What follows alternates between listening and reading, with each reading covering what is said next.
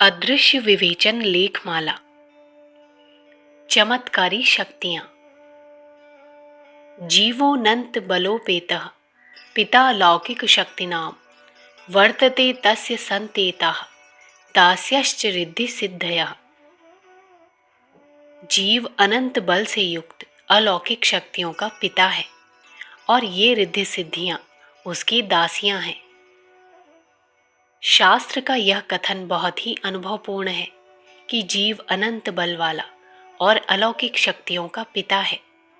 रिद्धियां सिद्धियां उसकी दासी हैं। सचमुच हमारी मानसिक रचना ऐसी अद्भुत है कि उसकी संभावनाओं के संबंध में बहुत ही कम जानकारी प्राप्त की जा सकी है।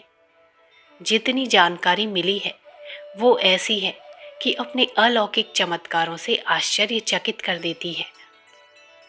अष्ट सिद्धियों नवनिधियों की मान्यता योग शास्त्र के अंतर्गत है।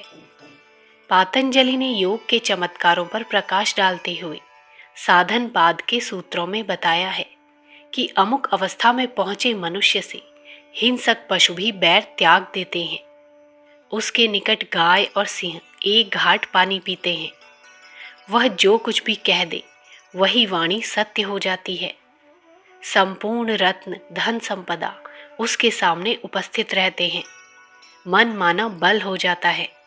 अपने और दूसरों के जन्म जन्मांतरों का वृत्त जान पड़ता है। उसके शरीर के काट डालने पर भी पीड़ा नहीं होती। आत्मदर्शन करता है। वशीकरण में निपुण हो जाता है। इंद्रियां दूरदर्शी हो जाती हैं। दूरस्थ वस्तुओं को आंखें देखती हैं, नाक सूंघती है, जिह्वा चखती है। शरीर भाप के समान हल्का होकर कहीं भी उड़ जा सकता है, अदृश्य हो सकता है, पानी पर चल सकता है, वेश बदल सकता है, चाहे जितना छोटा या बड़ा बन सकता है। सर्दी गर्मी भूख प्यास का प्रभाव नहीं पड़ता। प्राण रोककर यथेच्छ काल तक जीवित रह सकता है। गड़ी हुई छिपी हुई या अदृश्य वस्तु उसे दिखाई पड़ती है। भूत भविष्य और वर्तमान का ज्ञान होता है। जीव जंतुओं की या अन्य भाषा भाषियों की बोली समझ पड़ती है। दूसरे के मन की बातें मालूम हो जाती हैं। मृत्यु को जान लेता है। ग्रहों नक्षत्रों तथा ब्रह्मांडों की गतिविधि के बारे में जानकारी हो जाती है। सिद्ध आत्माओं से साक्षात्कार करता है। पांचों तत्व आज्ञाकारी बन जाते हैं।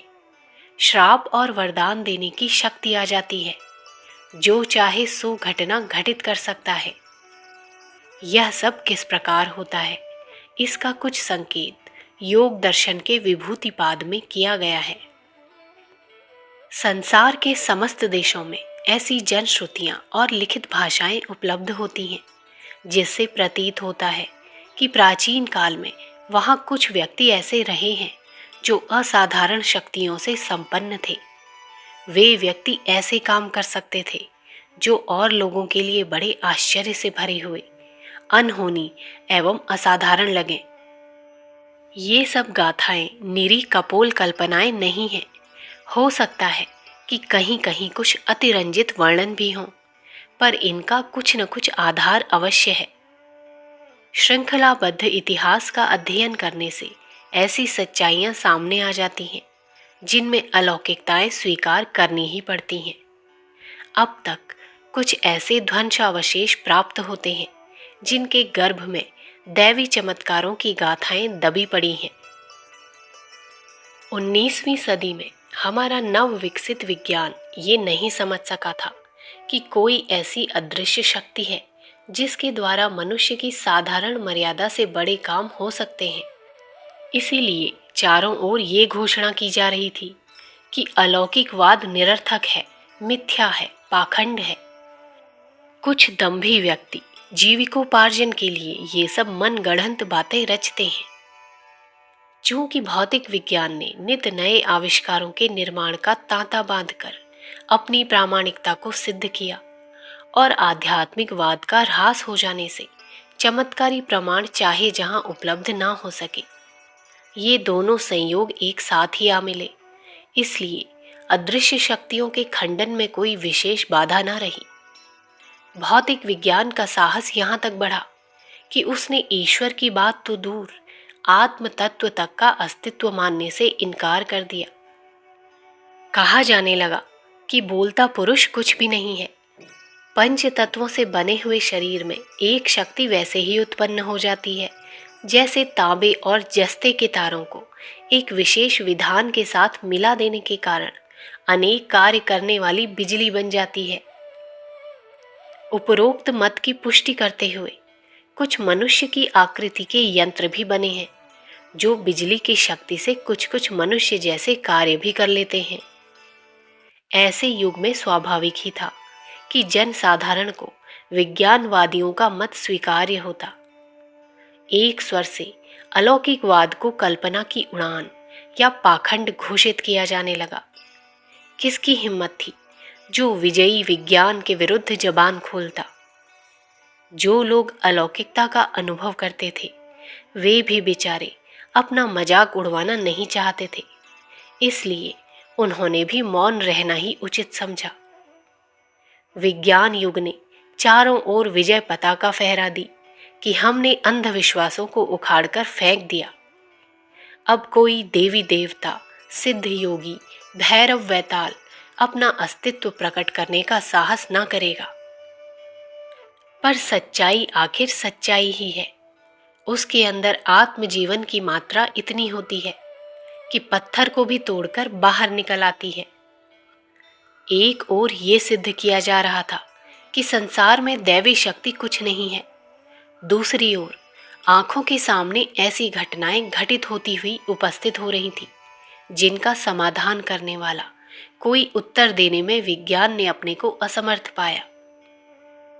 सर ऑलिवर लॉज, सर कानन डॉयल, कर्नल विकलैंड आदि प्रसिद्ध तथा प्रतिष्ठित महानुभावों ने अनेक और अत्यंत आश्चर्यजनक घटनाओं का प्रत्यक्ष अनुभव करने के उपरांत तत्संबंधी प्रचंड तार्किक विवेचना की और अंत में इस निश्चय पर पहुंचे कि दृश्य जगत के अतिरिक्त कुछ ऐसी अदृश्य सत्ताएं भी काम करती हैं जो ज्ञानवान हैं, विचार बुद्धि रखती हैं और मनुष्य की अपेक्षा असंख्य गुनी शक्तिशालिनी हैं। ये सत्ताएं कभी कभी किन्हीं विशेष मनुष्यों पर कारणवश आकर्षित होती हैं और उसे अद्भुत प्रसंगों का अनुभव कराती हैं। थियोसोफिकल सोसाइटी की जीवनदात्री श्रीमती एनी बेसेंट एक समय नास्तिकता के विचार रखती थी, किंतु प्रत्यक्ष प्रमाणों ने उन्हें इस बात के लिए विवश कर दिया कि वे अपने विचारों को बदल डालें। श्रीमती बेसेंट अदृश्य शक्तियों पर इतना अधिक विश्वास करती थी कि यदि कोई भारतीय होता तो उसे घोर अंधविश्वासी की उपाधि दे दी जाती। उनके तत्वावधान में एक अंग्रेजी पुस्तक प्रकाशित हुई जिसका हिंदी अनुवाद दैवी सहायता के नाम से छपा है। इस पुस्तक में ऐसी ही कतिपय प्रत्यक्ष घटनाओं के संस्मरण हैं जो अदृश्य देवताओं और गुप्त सिद्धियों की मान्यता को प्रमाणित करती हैं। अगले अंकों में क्रमशः हम पाठकों को यह बताने की कोशिश करेंगे कि अब अलौकिकवाद अंधविश्वास नहीं रहा है, वरन वैज्ञानिक परीक्षणों से प्रयोगशाला में उसकी भी सच्चाई स्वीकार कर ली गई है। देवी देवता, सिद्ध बेताल, अप्सरा, चामुंडाएं अब उपहास की बात नहीं रह गई है और न रिद्धि सिद्धियां कल्पना की उड़ान है। जीव अत्यंत शक्तिशाली है, वह अनेक अलौकिकताओं का पिता है। स्वेच्छा से वह देवी देवताओं को, छाया पुरुषों को किस प्रकार, किस विज्ञान से अपने वश में कर लेता है, इन सब रहस्यों की जानकारी पाठक इन्हीं पंक्तियों में हर मास प्राप्त करते रहेंगे। अखंड ज्योति, अक्टूबर नवंबर सन 1942, पृष्ठ संख्या 13, 14, 15। विचार क्रांति दूत यूट्यूब चैनल को सब्सक्राइब करें एवं अगले वीडियोस प्राप्त करने के लिए बेल आइकन दबाएं। धन्यवाद।